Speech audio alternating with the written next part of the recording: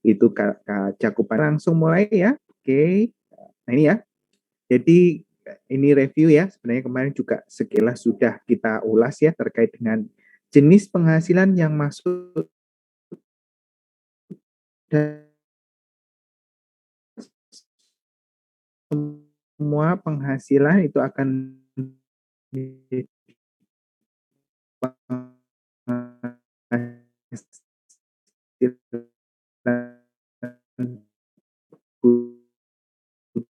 kemudian nanti ada pengurang ini ya yang diizinkan, tapi tidak semua jenis pegawai itu dapat ya. Jadi nanti khusus pegawai tetap ya, untuk pegawai tidak ada khusus hitungannya 50% ya. Nah itu jadi beda-beda, maksudnya nanti penghasilan dengan pengurang ya.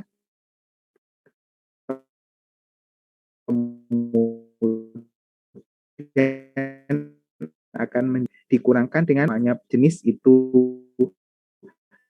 dapat ya, ada yang tidak dapat nantinya. Oke ya, nanti kita akan ulas. Oke ya, kita mulai dulu. Bruto itu adalah penghasilan yang diterima atau diperoleh pegawai tetap, baik berupa penghasilan yang bersifat teratur maupun tidak teratur. Ini ya, dikatur mungkin karena lembur ya, kemudian mungkin karena THR gitu ya, kemudian mungkin karena bonus akhir tahun. Nah ini ya, itu kaitannya dengan tidak teratur. Nah nanti kalau kita hitung di pegawai tetap ini nanti ya, nah ngitungnya kalau yang tidak teratur ini tidak dikali 12, kalau yang sifatnya teratur nanti dikali 12. Jadi kalau boleh kita buat pegawai tetap ini nanti menghitungnya adalah performa. Jadi perkiraan ini ya. Jadi disetahunkan dulu. Nah ini ya, ini kaitannya dengan pegawai tetap. Nah ini sekilas gambaran, nanti lebih detailnya di pertemuan berikutnya. Kemudian penghasilan yang diterima atau diperoleh, ini jadi bisa berupa langsung cash ya, pembayaran ini ya, atau diperoleh berarti pada saat akhir bulan itu masih berupa utang ya. Nah ini ya, ini diperoleh berarti ini ya.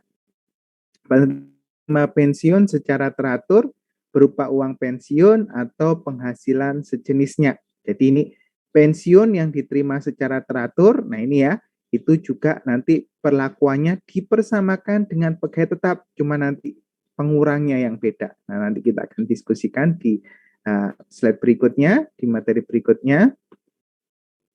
Kemudian penghasilan berupa uang pesangon. Mohon maaf. Oke ya. Oke. Ini ya. Penghasilan berupa uang pesangon, uang manfaat pensiun, ini ya. Kemudian tunjangan hari tua atau jaminan hari tua yang dibayarkan sekaligus, yang pembayarannya melewati jangka waktu 2 tahun sejak pegawai berhenti bekerja. Nah ini sama seperti Nadia, jadi penerima pensiun berkala. Kalau kurang dari 2 tahun totalnya, nah ini nanti perlakuannya beda. Nanti ya ada tarif final yang akan didapatkan atas uang pesangon dan manfaat pensiun dan tunjangan hari tua yang dibayarkan sekaligus ya. Kemudian penghasilan pegawai tidak tetap ini ya, atau tenaga kerja lepas berupa upah harian, upah mingguan, upah satuan, upah borongan, atau upah yang dibayarkan secara bulanan. Jadi ini untuk pegawai tidak tetap ini ada macam-macam jenisnya ya. Nanti kita akan kenal upah tidak kena pajak gitu ya. Kalau yang berlaku 450.000 ya. Nanti kita tunggu kalau di tahun 2022 ini ada penggantinya per DJP 16 maka akan berubah ini ya. Tapi kalau sejauh ini prediksinya tidak ya, karena PTKP-nya menguatkan yang ada di PMK gitu ya, Dalmatian 101 gitu ya. Dan ini juga sudah tertulis di Per DJP 16 2016. Kemudian imbalan kepada bukan pegawai. Jadi antara lain bisa berupa honorarium, bisa komisi, bisa fee dan imbalan sejenisnya dengan nama dan dalam bentuk apapun sebagai imbalan sehubungan dengan jasa yang dilakukan. Oke ya, jadi ini tadi ya, ini A sampai C, ini perlakuannya dipersamakan ya. Kemudian D ini sendiri, kemudian bukan pegawai itu sendiri. Jadi itu. Kemudian yang F, nah ini imbalan kepada peserta kegiatan sama seperti bukan pegawai ya. Nanti antara lain berupa uang saku, uang representasi, uang rapat, honorarium, hadiah, dan penghargaan dengan nama dan dalam bentuk apapun dan imbalan sejenis dengan nama apapun ini ya, tapi perlakuannya berbeda nanti dengan yang bukan pegawai yang tadi ya. Nah, penghasilan berupa honorarium atau imbalan yang bersifat tidak teratur yang diterima atau diperoleh anggota Dewan Komisaris atau Dewan Pengawas. Ini ya, kalau komisaris berarti ini ada di PT ya, karena bentuknya PT, perseroan terbatas atau Namloze Venosap ya, jadi perseroan terbatas ini ya. Nanti ini ada, ini ya, kalau boleh dibilang, ini ya, tangan-tangannya ya, jadi ada komisaris, ada direksi ya, direktur, nah ini ya, dan trups ini ya, rapat umum pemegang saham itu ya. Nah, kemudian ada dewan pengawas. Nah, ini ya, kalau bentuknya selain komisaris ya ini ya. Jadi dewan pengawas ini untuk koperasi ya, yang umumnya itu tadi ya, yayasan gitu ya. Atau yang tidak ini ya, yang lain ini ya, pengawas. Yang tidak merangkap sebagai pegawai tetap pada perusahaan yang sama. Oke ya. Kemudian penghasilan berupa jasa produksi, jasprot ya, tantium, gratifikasi, bonus atau imbalan lain yang bersifat tidak teratur yang diterima atau diperoleh mantan pegawai. Nah ini ya, ini oleh mantan pegawai, perlakuannya nanti ini ya, FGH ini. Kemudian penghasilan berupa penarikan dana pensiun oleh peserta program pensiun yang masih berstatus sebagai pegawai. Ini ya, dari dana pensiun yang diriannya telah disahkan Menteri Keuangan. Ini perlakuannya nanti sama ya, GHI ini ya. Nah itu. Nah ini yang santer sekarang ya, CHT harus 56 ini ya. Nah tapi kalau mau ditarik duluan bagaimana? Nah ini ya. Nah itu untuk yang apa skema BPJS ya. Kalau skema yang lain, nah ini lain cerita nanti ya. Nah ini yang santer sekarang gitu ya. Menunggu 56 itu ya untuk bisa dicairkan. Kemudian tambahan juga yang termasuk dalam penghasilan yaitu penerimaan dalam bentuk natura dan atau kenikmatan lainnya dengan nama dan dalam bentuk apapun yang diberikan oleh. Jadi kalau pegawai umumnya terima beras gitu ya, bukan uang beras. Ini kemarin ya sudah kita ulas ya. Jadi umumnya bukan penghasilan ini ya. Tetapi kalau yang memberikan itu adalah WP yang bersifat final, apa saja contoh WP yang bersifat final? Ini perusahaan konstruksi ya. Nah ini yang tarifnya ada yang baru 2 minggu yang lalu ya, seminggu 2 minggu yang lalu ya. Jadi ada perubahan peraturan pemerintah terkait dengan besaran tarifnya. Nah ini ya. Nah ini perusahaan bersifat final ya, itu konstruksi. Nah ini ya. Ini ada yang baru aturannya di seminggu 2 minggu yang lalu. Kemudian WP yang dikenakan PPH berdasarkan norma penghitungan khusus. Nah ini ya, ada pelayaran ya. Pelayaran itu 1,2%. Nah, angka 1,2% itu sebenarnya ada perhitungannya khusus ya. Jadi kalau dulu itu 30% gitu ya. Kemudian normanya ini ya, normanya adalah 40. Nah ini ya, jadi efektif rate-nya adalah 1,2%. Ini pakai dulu ya, tahun 95 ya. Ini dulu sampai sekarang tidak ada perubahan di sini ya, norma penghitungan khusus. Apa contoh lainnya norma penghitungan khusus ini? Ini ya, jadi semisal ini kaitannya dengan KPDA, Kantor Perwakilan Dagang Asing. Nah ini ya, itu juga sama ya, 0,44%. Nah itu ya, itu final ya sifatnya, tapi 0,44 itu sebenarnya dari norma penghitungan khusus. Nah ini ya, jadi ada jenisnya di situ ya. Nah ini norma penghitungan khusus, tim profit. Nah kalau perusahaan seperti itu, nah ini ya, yang dia pakai final atau penghitungan khusus ini ya, maka kalau pegawainya itu terima natura sebagai penghasilan, nah ini ya pekan di dalam perhitungan PPh 21-nya dari karyawannya tersebut. Oke ya, itu. Kemudian, nah ini ada exemption di sini ya. Jadi penghasilan yang tidak dipotong PPh 21 dan atau PPh pasal 26 yaitu pembayaran manfaat atau santunan asuransi dari perusahaan asuransi sehubungan dengan asuransi kesehatan, asuransi kecelakaan, asuransi jiwa, asuransi dwiguna, dan asuransi beasiswa. Jadi kalau pegawai itu terima klaim asuransi, maka tidak perlu ya, nanti pajaknya bisa berganda. Kenapa? Karena kalau perusahaan itu karyawan tadi atau pegawai itu sudah dimasukkan sebagai penghasilan bruto. Ini ya, sehingga nanti ketika klaim itu ya, jadi maunya kesehatan ya, kemudian waktu klaim sakit, nah itu ya maka tidak akan dipajaki lagi. Ini ya. Jadi ini ya. Jadi kalau nanti klaim karyawan pegawai ini sakit itu ya, maka pegawai ini tidak perlu membayar pajak atas klaim asuransi ini ya. Jadi tidak dipotong pajak. Kemudian penerimaan dalam bentuk natura dan atau kenikmatan dalam bentuk apapun sebagaimana yang diberikan oleh WP atau pemerintah kecuali penghasilan sebagaimana dimaksud dalam pasal 5 ayat 2. Nah, tadi ya ditegaskan kembali di sini ya. Jadi selain perusahaan yang dia nature PPh-nya adalah final atau norma, nah ini ya, maka nah ini ya, penerimaan dalam bentuk natura atau kenikmatan yang diterima pegawai itu tidak perlu dihitung ya. Jadi tapi nanti kalau perusahaan itu maunya konstruksi ya, maka nanti gaji, kemudian beras, nah nilainya berapa? Bagaimana menghitung nilai berasnya ini? Ya, disesuaikan dengan nilai pasar. Nah ini tadi ya. Terus kemudian ditambahkan hasilnya adalah penghasilan bruto. Nah itu ya. Jadi ini menegaskan kembali yang pernyataan tadi ya.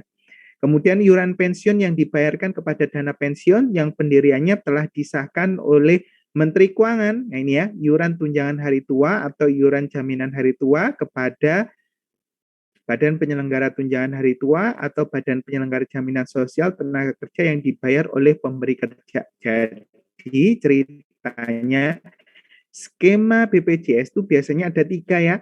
Ada JKK, jaminan kecelakaan kerja, jaminan kematian, dan jaminan hari tua. Nah, jaminan hari tua ini dibagi 2. Ada yang harus dibayar oleh pemberi kerja dan ada yang harus dipotongkan dari gajinya pegawai tadi ya, pekerjanya tadi. Nah, untuk jaminan hari tua yang dibayar oleh pemberi kerja ini ya, itu tidak masuk hitungan. Jadi nanti kalau rekan-rekan mendapati kasus ya, ternyata di soal itu diinformasikan JHT yang dibayar oleh pemberi kerja adalah 3,7% dari gaji. Nah, rekan-rekan jangan terkecoh dengan itu skip aja info itu. Nah, ini ya, karena masuk ini ya, yang tidak dipotong. Jadi nanti rekan-rekan perhatikan ya, kalau JHT itu diberi oleh pemberi kerja, maka rekan-rekan skip info itu untuk tidak dihitung. Ini ya, jadi ini ya, ini untuk mempertegas ini tadi ya. Jadi JHT yang ditanggung oleh pemberi kerja, pensiun yang dibayar oleh iuran pensiun ya yang dibayar oleh pemberi kerja itu harus di skip ini ya. Kalau yang tadi JHT dibayar oleh karyawan, nah nanti kita akan bahas tentang pengurang ya, itu harus dikurangkan. Kenapa seperti itu? Nah ini ya, kapan kenanya kalau gitu uang pensiun itu nanti ketika sudah masuk masa pensiun. Nah, waktu terima pensiun, nah baru itu kena pajak. Nah itu ya, itu untuk biar kita bisa memudahkan. Nah ini kapan kena pajaknya? Apakah nanti kena double taxation atau tidak kena pajak sama sekali? Nah itu ya, itu untuk menggambarkan tadi ya. Jadi beda dengan JKK, JKM tadi ya, itu harus dimasukkan sebagai penambah penghasilan bruto. JHT yang dibayar oleh pemberi kerja, info di soal itu ada atau di kasus ada, itu di skip aja.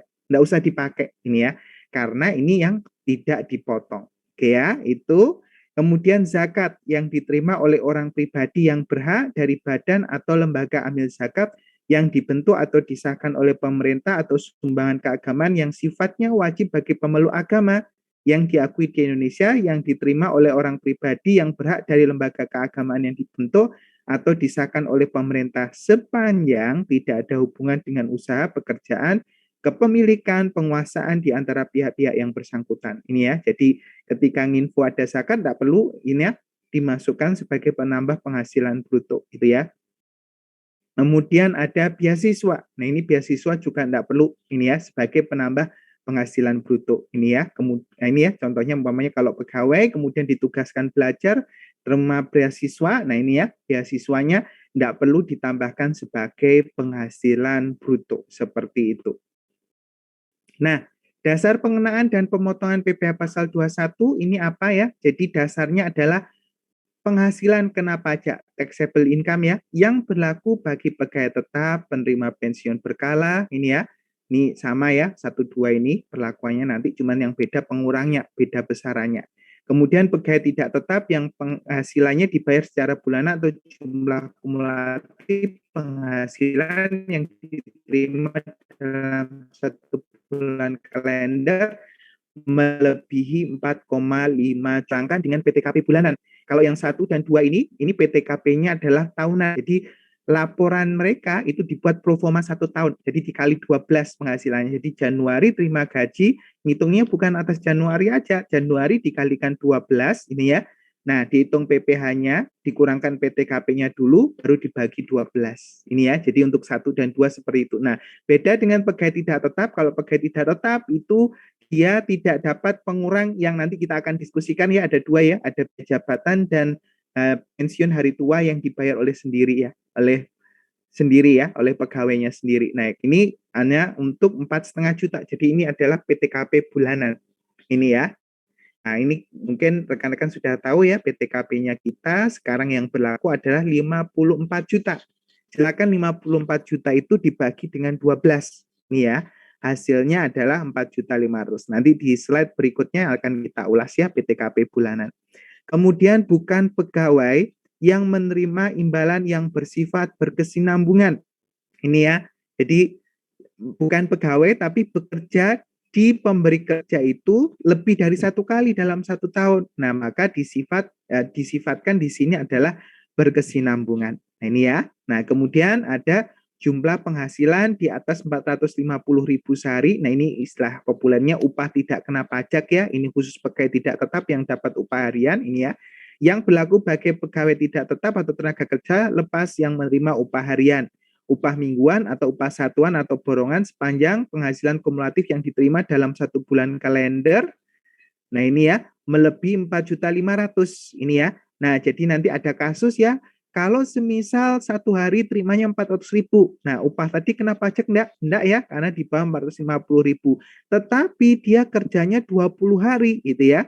Nah, 400.000 dikalikan dengan 20 nih ya. Nah, 400.000 dikalikan dengan 28 juta. Nah, ini berarti di atas 4.500.000. Nah, ini ya. Maka selama 1 bulan pada periode hari tertentu itu ya, itu nanti akan kena pajak ya. Nah, ini tadi. Nanti ada perhitungannya khusus. Nanti setelah kita ulas sebagai tetap, baru nanti kita akan ulas ini ya. Seperti itu di pertemuan berikutnya. Kemudian 50% dari jumlah penghasilan bruto yang berlaku bagi bukan pegawai yang menerima imbalan yang tidak berkesinambungan. Ini ya. Jadi tidak berkesinambungan ini dalam 1 tahun itu pegawai bukan pegawai tadi itu kerja di tempat perusahaan itu hanya 1 kali ini ya. Maka diistilahkan di sini adalah tidak berkesinambungan. Nah, ini 50% kali jumlah penghasilan bruto hitungnya ya untuk menjadi penghasilan itunya. Ini ya. Nah, kemudian yang ini berkesinambungan itu sebenarnya juga sama ya, 50% kali penghasilan bruto. Nah, nanti yang membedakan bisa ada PTKP dan bisa tidak. Nah, ini bergantung ya. Nanti ada syarat dan kondisinya. Nanti kita akan ulas di bukan pegawai. Nah, kemudian jumlah penghasilan bruto yang berlaku bagi penerima penghasilan. Ini ya. Ini ya, dasar pengenaan PPh pasal 26 adalah jumlah penghasilan bruto. Nah, khusus untuk PPh 26, jadi ada warga negara asing ini ya, yang tinggal di negara kita kurang dari time test 183 hari dalam 12 bulan ini ya, maka dia akan kena PPh pasal 26. Jadi penghasilan bruto itu. Oke. Kemudian ketentuan PKP di sini ya. Jadi taxable income penghasilan kena pajak bagi pegawai tetap dan penerima pensiun berkala, jadi tadi 1 dan 2 ya, itu sejenis perlakuannya nanti cuman pengurangnya. Nah, ini ya, sebesar penghasilan itu dikurangi penghasilan tidak kena pajak. Nah, di penghasilan itu ini nanti hasilnya ada dikurangkan lagi penghasilan bruto dikurangkan dengan pengurang. Nanti ya, pengurangnya apa aja nanti ada 2 paling tidak. Nah, nanti kita akan ulas. Jadi ini perlakuannya ya.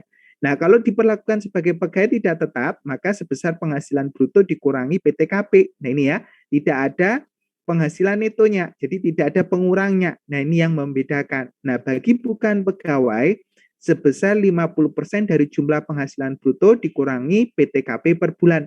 Tapi PTKP ini adalah special edition. Tidak semua bukan pegawai itu mendapatkan PTKP. Syaratnya ada 2 ya. Yang pertama, dia harus punya NPWP. Yang kedua, dia bisa dipastikan hanya bekerja dari 1 pemberi kerja.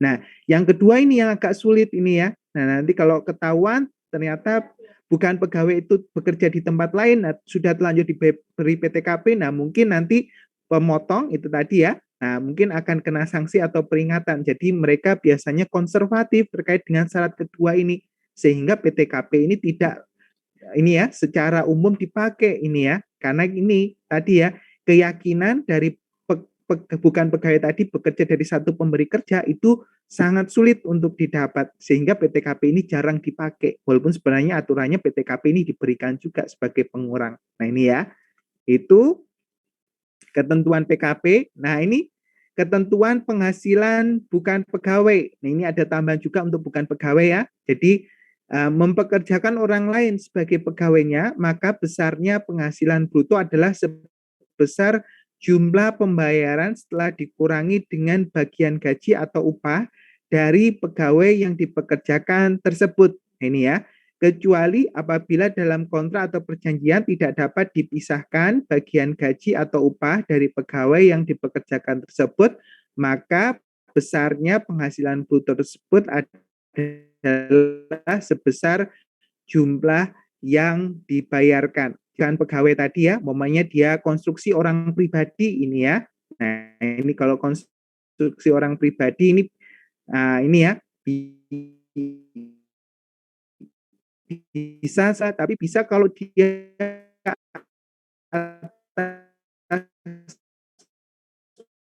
orang pribadi dia BPH 21. Kalau ini tadi dia dasarnya adalah gaji. Nah, ini, di sana ya yang membantu support. Nah, itu ya. Nah, maka ini PPH 21-nya kalau itu lebih dari satu, nah pilih siapa saja orang-orangnya, nah nanti diberi bagian gaji tadi ya. Nah ini ya.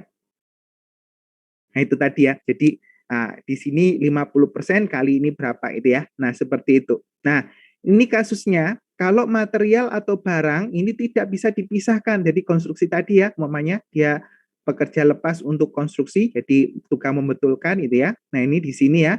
Nah ada material atau barang ini ya besarnya kecuali apabila dalam kontrak atau perjanjian tidak dapat dipisahkan antara pemberian jasa dengan material atau barang dan material atau barang. Jadi kalau tadi sulit ya dipisahkan, tidak ada buktinya pembelian atau di kontrak atau perjanjiannya memang menyaratkan dia tidak dipisahkan ya antara material dengan jasanya. Nah, maka dasar pengenaan 50%-nya itu dari keseluruhan yang diberikan oleh pemberi kerja, gitu ya. Tapi kalau jelas material sama jasanya, nah ini ya dikenakan hanya atas jasanya saja. Ini ya, ini. Nah, kemudian hal kemarin kita sudah ulas ada beberapa ya, arsitek gitu ya, notaris dan lain-lain ya, yang melakukan praktek di rumah sakit dan atau jasa dokter yang dibayar oleh pasien melalui rumah sakit dan atau klinik sebelum dipotong biaya-biaya atau bagi hasil oleh rumah sakit dan atau klinik 100.000. Nah, kemudian ternyata ada kontrak itu ya antara rumah sakit atau klinik itu dengan dokternya. Bagi hasil ya 80% untuk dokter, 20% untuk klinik atau rumah sakit. Nah, ini ya. Maka hitungannya bukan dari 80% ini tadi ya kali 200.000, tetapi 200.000 itu langsung dikalikan dengan 50%. Gitu ya. Sampai di sini ada ini yang ditanyakan khusus lanjutkan.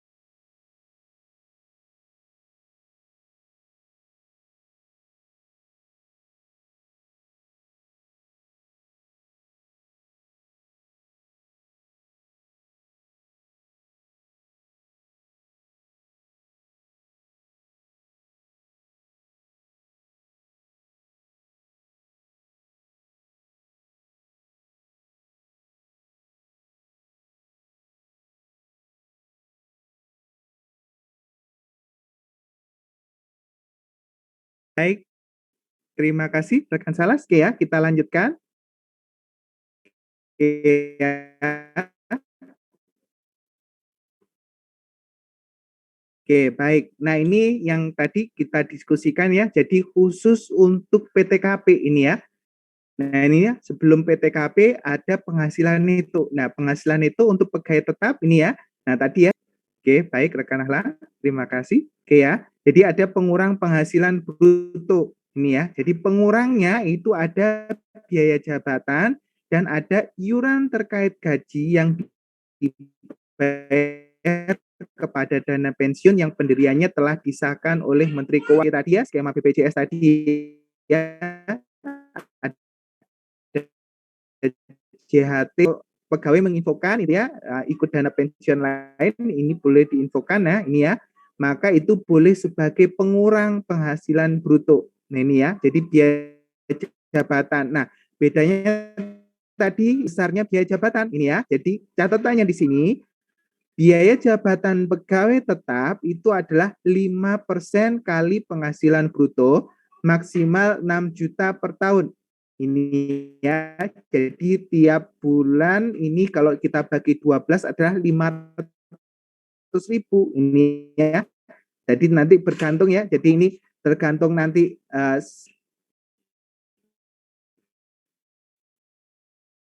kesenangannya diberikan 12 di total dikurangkan kali 12 atau dari ngitung gaji itu langsung masuk di per bulan baru dikali 12 atau gaji langsung dikalikan 12.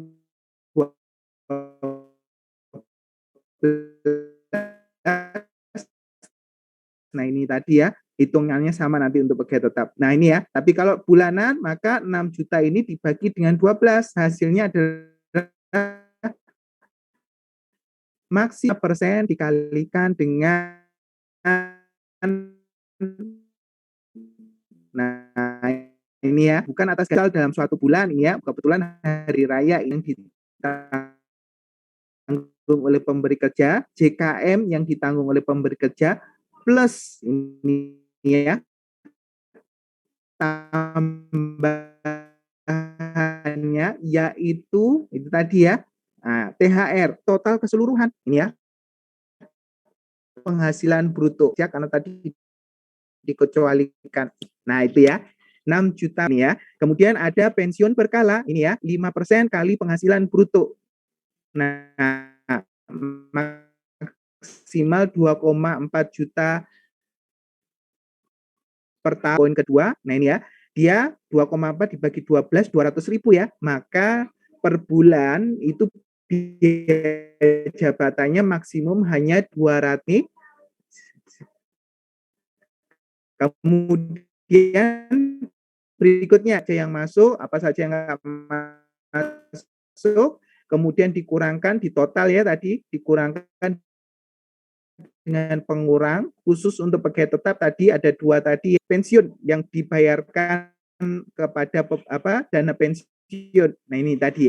Nah kemudian menghasilkan penghasilan neto. Nah penghasilan neto ini dikurangkan dengan PTKP. Jadi ada pengurangnya lagi ya. Jadi kalau tadi pegawai tidak tetap itu penghasilan bulanan langsung dikurangkan PTKP bulanan. Nah ini tadi ya, kalau bukan pegawai maka penghasilan bruto dikalikan 50%. Nah PTKP ini tidak semuanya boleh ini ya, nanti kita akan ulas ya. Ini ya. Nah, untuk yang pertama, oke, ini ya punya NPWP. Nah, yang kedua ini yang agak sulit untuk konfirmasi, yaitu bisa diyakinkan bahwa dia hanya bekerja dari satu pemberi kerja. Nah, itu ya, itu. Maka PTKP jarang untuk pegawai. Nah, apa sebenarnya PTKP ini ya? Penghasilan tidak kena pajak. Nah, ini ya, ini ada di pasal 7 kalau di Undang-Undang PPH, ini ya. Kalau dulu di PMK Damation 2016 ya, 101 itu ya, sekarang diresmikan dalam Undang-Undang HPP 7 2021 ya, itu sudah resmi ya, nilai 54 juta masuk. Nah, kapan penentuan PTKP ini ya? Jadi ditentukan oleh keadaan pada awal tahun pajak. Ya, 2 Januari. Nah, ini ya fleksibel tapi kalau dalam prakteknya fleksibel ya. Kalau 1 Januari libur bagaimana dikonfirmasi biasanya ini ya. Nah, statusnya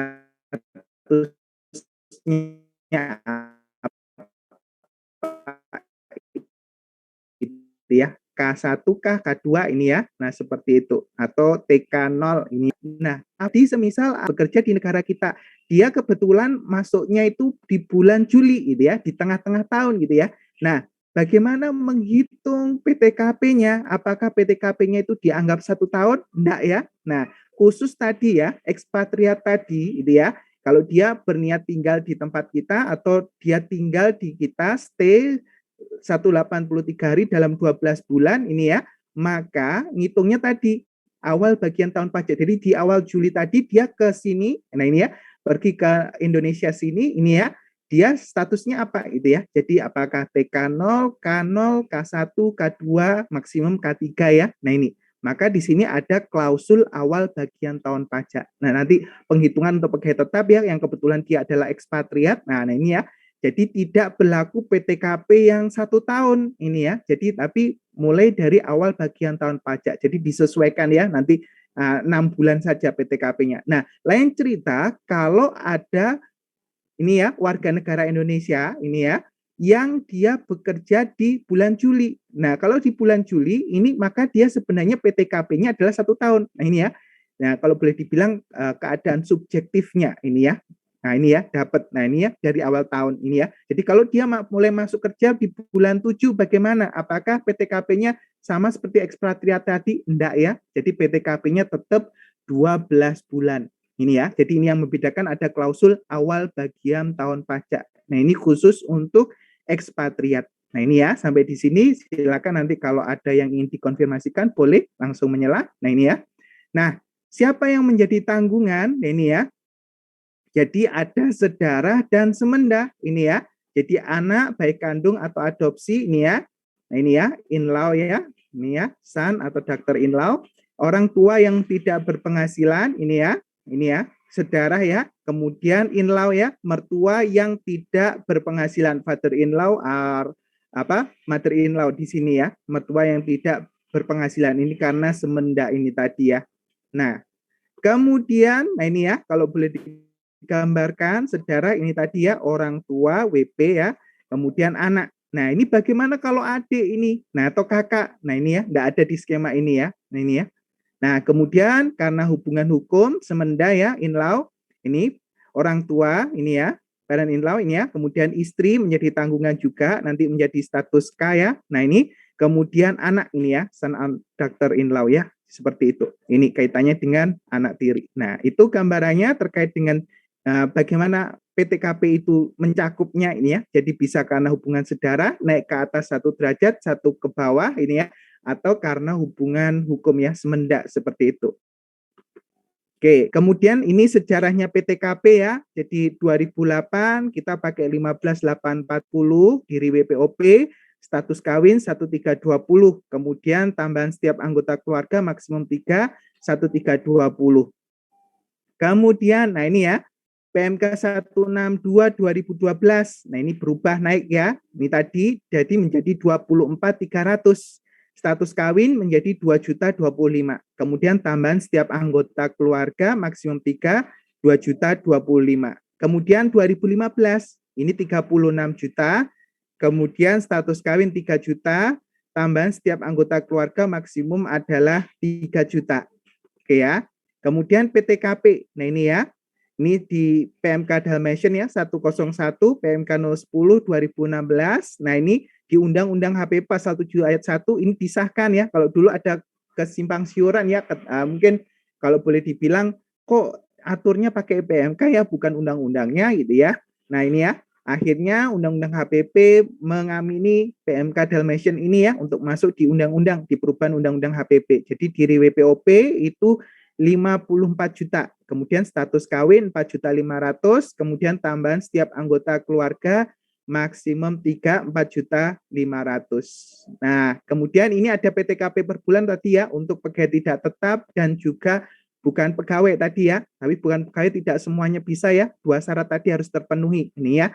Nah, di WPOP 4.500.000, status KAIN 375, tambahan setiap anggota keluarga maksimum 375.000. Nah, kemudian berikutnya ini terkait dengan tarif. Ini tadi ya, penghasilan bruto di total, kemudian dikurangkan pengurang. Ini ya, kalau ada ya, biaya jabatan dan pensiun tadi ya, yang dibayar sendiri. Kemudian menjadi penghasilan neto. Ini tadi ya, bisa kalikan 12 atau tadi di atas sudah dikalikan 12 ya, kecuali kalau dikalikan 12 untuk penghasilan tidak teratur ya, yang tadi tidak perlu dikalikan ya. Nah ini, kemudian dikurangkan dengan PTKP. Nah ini tadi ya. Nah hasilnya adalah PKP, penghasilan kena pajak. Nah ini tadi ya. Nah PKP habis itu setelah itu ya, nah dikalikan dengan tarif. Nah tarifnya yang kita pakai ini adalah sebelum 1 Januari 2022, yaitu sampai dengan 50 juta, ini 5%, di atas 50 juta sampai 250 juta, jadi ini layer 200 juta ya, 250 kurangi 50, 200 juta, 15%, layer 250 sampai 500, layer 250 ya, ini 25 juta, kemudian di atas 500 juta, ini layer di atas 500 juta, 30%. Nah, kemudian Undang-Undang HPP 7 2021 ya, merubah itu. Jadi ada tambahan layer ini, lapisan di lapisan bawah, yaitu 60 juta. Yang semula 50 juta jadi 60 juta ya. Tarifnya adalah 5%. Ini ya. Kemudian di atas 60 juta sampai dengan 250 juta, ini lapisan 190 juta ya. Ini berubah dari tadi 200 ya. Ini adalah lapisan 15%. Kemudian 250 sampai 500, ini layer 250 ya. Ini 25%. Nah, kemudian di atas 500 juta sampai dengan 5 miliar, ini layer 4,5 miliar ya, 30%. Kemudian di atas 5 miliar, ini 35%. Jadi lapisan layer yang ada perubahan di basisnya, di dasarnya, dan juga di atapnya ya, di ceilingnya ini ya. Nah ini ya, 35% ini ya. Nah ini, jadi ini ada perubahan di sini. Oke ya. Dengan itu, bagaimana menghitungnya? Review contoh kasus seperti ini ya. Kita belum masuk detail ya. Nanti untuk pertemuan berikutnya, baru nanti kita akan masuk ke per jenis ya. Kasusnya, jadi ambil kita umum adalah PKP untuk penghitungannya. Oke. Ya. Oke ya, baik kita lanjutkan ya dulu. Jadi contoh penghitungan pajak yang terutang untuk WPOP ini ya, yang terima penghasilan ini ya. Jumlah PKP-nya adalah 600 juta ini ya.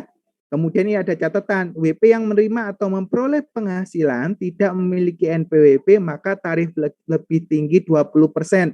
Jadi boleh ini ya, lebih tinggi 20%, berarti ini adalah hasilnya kalau 5% dia akan jadi 6% gitu ya. Jadi 1,2 ya, 5% kali 1,2 hasilnya adalah 6% gitu ya. 15%, nah ini ya, nantinya dia akan menjadi 1,18% ini ya. Nah, seperti itu ya, 20% lebih tinggi. Nah, ini ya. Ini pasal 20 ayat 1 PRDJP 16 PJ 2016. Nah, ini penghitungannya ini ya. Jadi pajak penghasilan yang terutang sebelum 1 Januari 2002 kalau PKP-nya tadi adalah 600 juta, maka 5% kali 50 juta, 2.500.000. Kemudian 15% kali 200 juta, itu 30 juta. Kemudian 25% kali 250 juta ini adalah 62.500.000. Kemudian 30% kali 100 juta, ini adalah 30 juta. Ini tadi 600 juta ya, 50, 250, 500, tambah 100, 600. Pas ya. Jadi totalnya PPh pasal 21 adalah 125 juta. Oke, itu. Kemudian, nah ini, setelah 1 Januari 2022, ini ya, ini berubah ya, menjadi 5% kali 60 juta, itu 3 juta, 15% kali 192.800, 25% kali 250 juta, 62.500, kemudian 30% kali 100 juta, itu adalah 30 juta, sehingga PPh pasal 21 di sini adalah 124 juta. Jadi ada beda ya, 1 juta di sini ya. Nah ini ya. Ini ya, ada tax saving di sini, 1 juta di sini ya. Nah itu. Itu yang membedakan aturan untuk Undang-Undang HPP yang untuk PPh berlaku mulai 1 Januari 2022. Oke, itu. Kemudian ini ya, saat terutangnya bagaimana? Ini slide terakhirnya ya. Jadi saat terutang PPh pasal 21 dan atau PPh pasal 26 yaitu, nah ini ya, terutang bagi penerima penghasilan pada saat dilakukan pembayaran atau pada saat terutang. Ini ya, entah ini cash basis ya ataupun accrue ya, di accrue dulu berikutnya bulan awal baru dapat nih ya saat accrue ini ya. Nah, itu pada akhir bulan itu sudah terutang. Nah, ini ya, bagi pemotong, nah ini ya, maka ini PPh 2126 ini harus dipotong setiap masa pajak. Nih ya, Januari akhir bulan, entah itu sudah di cash, realisasi cash atau masih accrue, nih ya, semuanya harus dihitung PPh 2126-nya ini ya. Nah, kemudian tanggal 10 maksimum ini ya, itu harus disetor, gitu ya. Kemudian saat terutang untuk setiap masa pajak adalah pada akhir bulan. Nah, ini ya dipertegas, dilakukannya pembayaran atau pada akhir bulan terutangnya. Entah tadi realisasi sudah ditunaikan dalam kas atau dia masih accrue. Nah, ini ya. Nah, ini bulan terutangnya penghasilan yang bersangkutan tanggal 10 itu tanggal setornya ya. Jadi kalau Januari maka maksimum setornya potongan PPh tadi itu adalah 10 Februari. Nah, kemudian lapornya maksimum adalah 20 Februari. Nah, ini ya. Nah, kalau tidak ada bayar bagaimana? PMK 9 2018 menginfokan itu ya, kalau 21 tidak ada bayar PPh, nihil nih ceritanya. Nah, Januari sampai November tidak perlu lapor. Nih ya. Nah, oke. Desember bagaimana? Harus tetap lapor. Tujuannya ekualisasi ya. Jadi nanti penghasilan bruto yang ada di SPT total di bulan masa Desember tadi ya, itu akan dicoba diekualkan dengan laporan keuangan yang dibikin atau yang disubmit oleh perusahaan tadi itu ya. Nah, itu di laporan keuangan terkait dengan gaji, akun apa aja ya, itu nanti akan diekualkan. Nah, ini ya tujuannya, makanya Desember walaupun pemerintah sudah ada relaksasi administrasi gitu ya, tetapi tetap fungsi kontrolnya dijalankan tadi ya untuk ekualisasi. Oke, itu materi kita hari ini. Silakan ada yang dikonfirmasikan.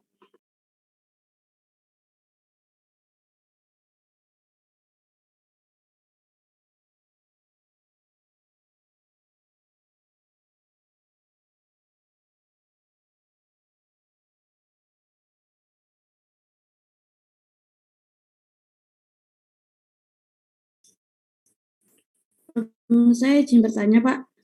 Silakan rekan Puan. Iya, untuk pajak penghasilan yang terutang perhitungannya tadi, Pak, sebelum 1 Januari 2022, itu untuk tarif yang 15%, kenapa harus harus 200 juta ya, Pak? Dan juga yang setelah 1 Januari itu, kenapa harus 190 juta? Oke, Untuk baik. perhitungannya. Terima kasih rekan Puan. Oke ya. Iya. Jadi ini oke. Jadi ini kaitannya dengan aturannya ya. Jadi ini kita lihat aturannya ya. Ini ya. Disilakan nanti rekan-rekan boleh mengunduh ya kalau rekan-rekan lebih ingin undang-undang yang komprehensif di SDSN ya, setelah perubahan susunan dalam satu naskah, nanti rekan-rekan boleh bebas itu di googling aja ya. Ini. Nah, di pasal 17 rekan-rekan akan mendapati di sini ya. Jadi kalau yang sebelumnya ini ya rekan Puan dan rekan-rekan yang lain ini ya, katanya di sini adalah lapisan penghasilan kena pajak. Jadi layer ini ya. Jadi bukan kalau 60 juta itu tetap alokasi 2020 itu lapisannya umpamanya penghasilannya 60 juta. Bagaimana nih ngitungnya untuk PPh-nya berapa ini? Kali 5%. Nah, ini ya, 10 juta kali 15 50 juta kali 5%, 10 juta kali 15%. Nah, bagaimana kalau ini tadi ya, setelah 1 Januari 2022, kalau tadi PKP-nya adalah 60 juta. Nah, tadi 600 juta ya. Ini sekarang kita turunkan grade-nya, nolnya kita dropkan 1 jadi 60 juta. Nah, untuk 1 Januari 2022 langsung hitungnya 60 juta kali 5%. Nah, berarti ada beda ya tadi untuk pengenaan tarif. Jadi sekali lagi ini adalah rekan-rekan baca di pasal 17 ayat 1 huruf A itu ya. Jadi di sana itu bukan langsung kalau kita terima 60 juta PKP bukan langsung ini ya. Jadi 60 juta umpamanya di sini 50 sampai 11%. Nah, ya, bukan seperti itu, tetapi ini adalah lapisan. Jadi kalau kita terima 60, kita alokasikan yang 50 jutanya itu dikalikan 5%, 10 jutanya ikut layer atasnya lagi 15%. Nah, ini ya. Jadi sepertua 1 Januari 2022. Nah, ini tadi kalau PKP-nya 60 juta bagaimana? Langsung. Nah, ini tadi ya, yang 15% kenapa kok 50 sampai 250? Nah, ini 200 juta. Jadi kalau boleh kita gambarkan di sini ya. Ini ya. Jadi ini ya. Kaitannya dengan ini ya. Ini lapisan ini ya. Nah, ini ya. Ini lapisan 50. Ini ya. Ini lapisan 50. Kemudian ini lapisannya sampai 250. Nah, ini 250. Nah, ini ya. Kemudian ini 500. Nah, ini ya. Nah, di undang-undang yang baru ini berubah. Ini jadi 60. Nah, ini tetap 250 dan nah kalau aturan lamanya berarti lapisan yang di sini itu kali 5%, terus kemudian ada tambah di sini 10 juta. Nah, ini 10 juta kali 15%. Begitu bola kalau 600 juta tadi ya. Nah, ini ya. Makanya ini tadi 50 sampai 250 ini lapisannya adalah 200. Jadi tebal layer ini, tebal lapisan ini HPP perubahan ini ya, 1/1 Januari 190. Nah, yang 10 juta itu di 10 juta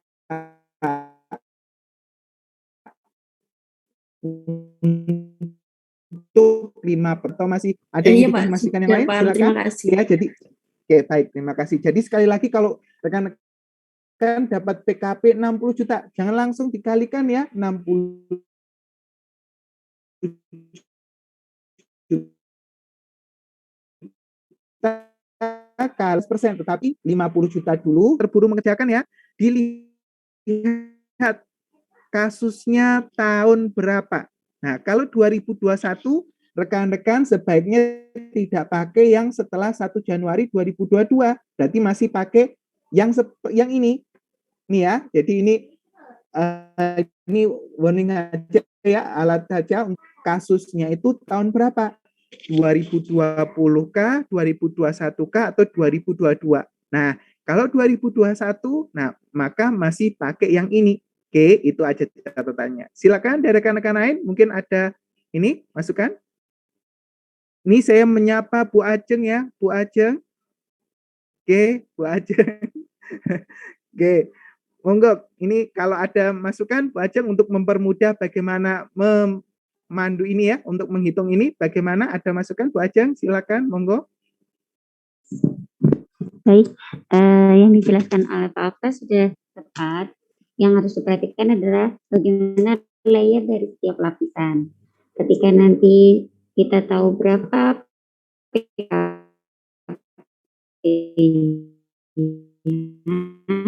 kita hanya masuk dalam layer pertama 50 juta, jadi dia langsung dikalikan 5%. Untuk sebelum Januari 2022. Kalau setelah 1 Januari 2022, layer pertamanya di angka 60 juta. Kemudian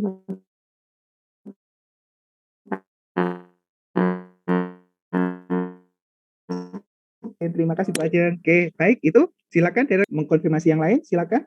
Kita masih ada waktu ya. Nanti rekan-rekan 14, 14, 15. Harap rekan-rekan nanti sesuai request-nya dari rekan-rekan ini ya. Ada kuis, ada 10 soal. Nanti silakan dalam waktu 15 menit rekan-rekan mengerjakan dengan ini ya. Nanti apa yang perlu kita gali, nanti silakan kalau rekan-rekan juga ada yang ingin dikonfirmasikan di pertemuan berikutnya, monggo silakan. Oke, itu terima kasih juga Bu Aja. Oke, silakan. Ada lagi?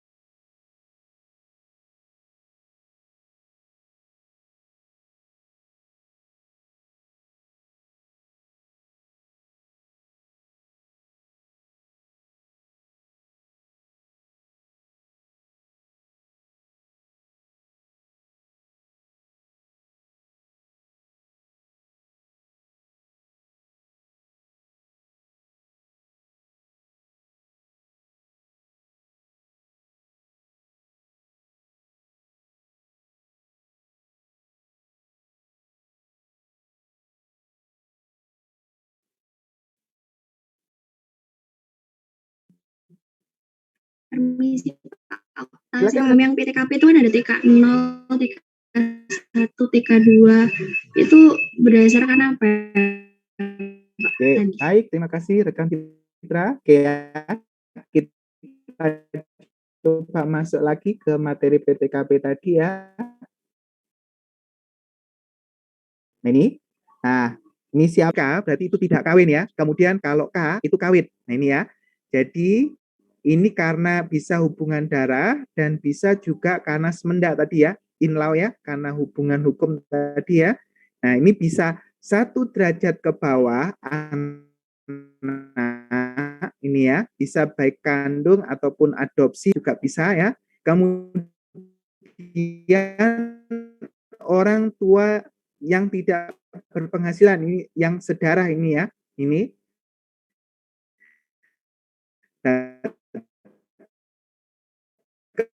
kemudian ini ya istri, kemudian 2 orang anak dan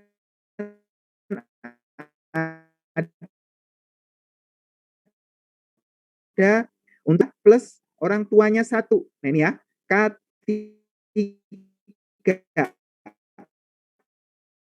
ini ya menanggung mertuanya berarti K3. Nah, kalau semisal ternyata tambah lagi, nah orang tuanya ada di K3. Jadi ini ya, ini catatan untuk di sini ya. Nah, ini ya. Jadi boleh dipantau di sini ya. Ini ya K ataupun semenda dan 1 derajat ke bawah anak ini ya atau anak tiri. Nah ini ya. Nah ini yang 1 derajat ke bawah. Jadi kalau boleh dibilangkan di sini, nah kalau anaknya sudah 2, kemudian orang tua juga ditanggung ada 2 ini ya atau lebih ini ya, maksimum hanya K3. Nah tadi ini ya infonya ini ya TK 0. Nah ini ya berarti WP ini masih lajinya di sini ya TK 0. Kemudian TK1. Nah ini ya, ini WP ini punya 1 tanggungan ini ya. Nah ini orang tuanya mungkin ya. Nah kalau orang tua terima pensiun bagaimana? Apakah boleh masuk sebagai tanggungan? Enggak boleh ya. Jadi rekan Fitra nanti boleh konfirmasi ke soalnya ya atau ke rekan yang lain ya. Kalau orang tuanya ini terima pensiunan rutin ini ya, maka tidak boleh ditanggung. Nah ini ya. Nah ini. Maka nanti tidak jadi TK1 ya. Ini berarti tetap TK0. Nah, tapi kalau ini bisa dipastikan tadi tidak terima pensiun, maka TK1. Nah, kemudian tambah nih. Akhirnya ini ya, ada istri menjadi K. Nah, ini ya, K1. Nah, kemudian ada anak. Ini ya, K2. Ini ya. Kemudian anaknya ada 2 ini ya, K3. Seperti itu. Nah, kemudian nanggung mertua. Nah ini cukup ya, enggak bisa ya, sudah K3. Nah seperti itu. Jadi itu menambah tadi ya. Jadi 54 juta tambah 4.500.000 untuk status kawinnya, kemudian 4.500.000 kali 3. Nah, ini ada catatan. Nah, bagaimana kalau istri ini yang bekerja? Nah, ini ya, catatannya kalau istri ini yang bekerja bagaimana? Maka ini ya, maka suami ini nanti tetap menanggung K-nya ya. Nah, istrinya nanti ini bagaimanapun ini dia akan TK. Nah, bagaimana kalau istrinya ini nanti dia istilahnya ternyata dari suami ke istrinya ini ya, istrinya ini yang menanggung ini ya, menanggung keluarga tersebut. Nah, maka di situ ada penjelasannya. Nanti silakan boleh dilihat di Per DJP 16 di situ pasal 20-an ya, penjelasan itu ya. Nah, maka istri tadi harus menginfokan surat pernyataan ke camat itu ya, bahwa dia menanggung. Nah, ini ya, jadi boleh nanti di PTKP-nya di pemberi kerja itu boleh menjadi K. Nah, ini ya, boleh balik ini ya. Nah, seperti itu. Tapi selama tidak ada itu, jadi ini harus konfirmasi ya istri. Nah, ini ya, konfirmasi. Kalau tidak ada konfirmasi itu, maka dia akan selalu TK0 bagaimanapun kondisinya. Jadi kalau ada surat ke kecamatan tadi ya, nah itu tadi ya, dilampirkan kepada pemberi kerja ya. Jadi untuk membuktikan bahwa PTKP nanti ketika diperiksa pemberi kerjanya tadi tidak salah menentukan PTKP ya. Ada surat dari minimal camat tadi ya untuk istri tadi bahwa dia yang menanggung keluarga. Nah, maka boleh dia menanggung K ini ya dan tanggungan yang lain ini ya. Tapi selama tidak ada itu, maka istri dengan info di kasus itu walaupun dia sudah punya suami dan bekerja kemudian punya anak ini ya, bagaimanapun itu nanti statusnya tetap TK0. Seperti itu rekan Fitra, ada tanggapan? Silakan. Berarti memang jumlah nominalnya tergantung tanggungannya ya Pak? Ya, dan itu kondisi di awal tahun atau di bagian tahun untuk ekspatriat tadi ya yang baru masuk. Oke, seperti itu. Terima kasih Pak Okta. Oke, terima kasih rekan Fitra. Oke, Bu Ajeng, silakan, monggo. Bagaimana untuk memudahkan ini? Silakan, boleh sharing Bu Ajeng, monggo, silakan. Baik, terkait untuk PTKP yang harus digarisbawahi utama adalah betul ketika dia adalah seorang istri, dia hanya menanggung dirinya sendiri atau TK0, yaitu untuk yang sekarang PTKP-nya di angka 54 juta. Kemudian jika dia adalah wajib pajak kepala keluarganya atau laki-lakinya, dia bisa menanggung sampai dengan K3. Nah, misalkan dia punya anaknya 2, kemudian orang tuanya tidak bekerja. Nah, dia bisa menanggung hingga maksimal K3. Seperti itu. Dan setiap penambahan tanggungan besarannya adalah 4.500.000. Jadi sehingga dari 54 juta tadi ditambahkan berapa tanggungan yang bisa ditanggung oleh si wajib pajak ini. Begitu, Pak. Oke, matur nuwun Bu Ajeng. Oke ya, itu untuk lebih memudahkan lagi ya. Jadi istrinya ya, TK0 selalu itu ya. Jadi itu. Jadi untuk suaminya K0 gitu. Oke, itu terima kasih Bu Ajeng. Silakan dari rekan-rekan. Monggo silakan. Ada yang dikonfirmasikan?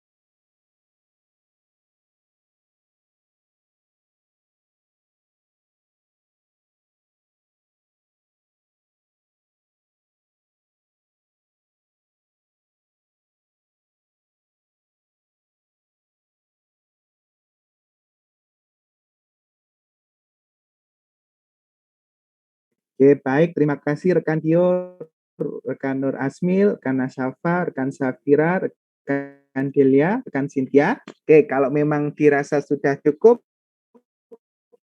jelas ini ya, belum nanti pas 14.15 ya rekan-rekan bisa kembali untuk di menu kuis yang sudah cukup. Oke. Terima kasih rekan-rekan Bu Ajeng juga. Oke, terima kasih. Monggo bisa ya datang di sini ya. Oke, nanti kita akan yang dirasa sudah cukup. Silakan rekan-rekan boleh break sekitar 15 menit. Kemudian nanti lah, yang penting rekan-rekan nanti kalau memang ada yang di kasus yang rekan, saya cukupkan untuk pertemuan hari ini. Terima kasih Bu Ajeng.